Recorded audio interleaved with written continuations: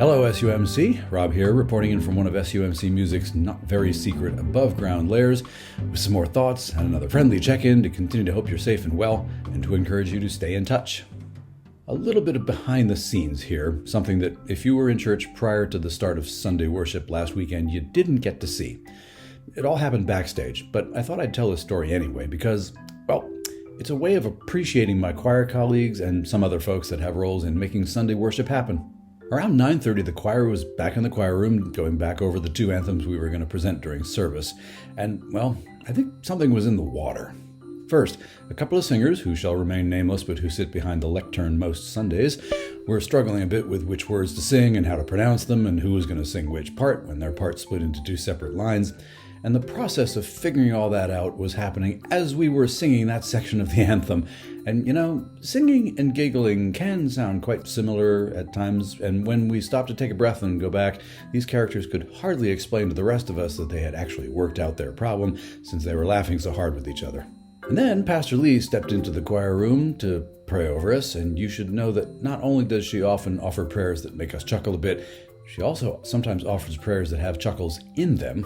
And then as we continued on with our anthem run-through, there was a moment when instead of singing to the middle of page 5 and then going back to the beginning of the piece, as had been done twice in the anthem previously, according to the instructions, we then needed to go on to do page 6 and onward. And not everybody did, so we stopped and made note of that, and all agreed to restart on page 5 and then go to page 6 as the sheet music indicated we should.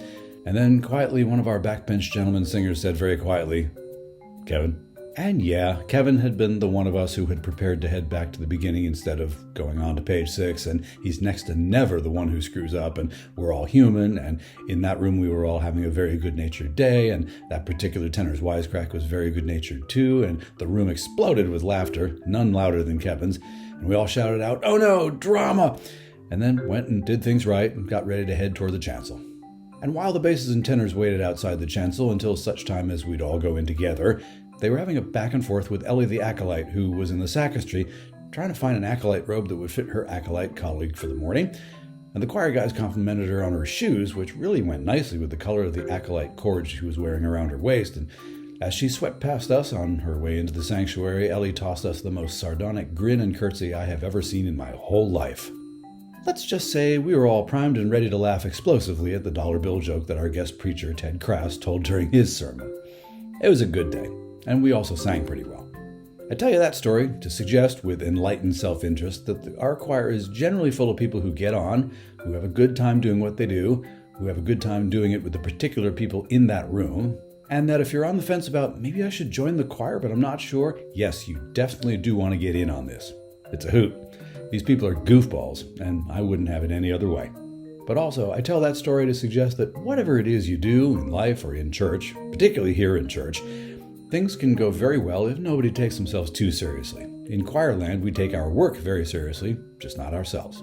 It's probably why Kevin and I have had the successful professional partnership that we have for 40 years, and it's why the vast majority of our 22-plus years of time working together here at SUMC has been enjoyable. We're just serious enough about things, but not to the exclusion of having a good old time. I don't know. See if it can work for you. Anyway, please check back here every Friday afternoon if you like for more video hellos here on SUMC's Facebook page or on the new SUMC YouTube channel, Sudbury United Methodist Chur 2501. My email address will appear here momentarily. Please feel free to use it anytime for any reason.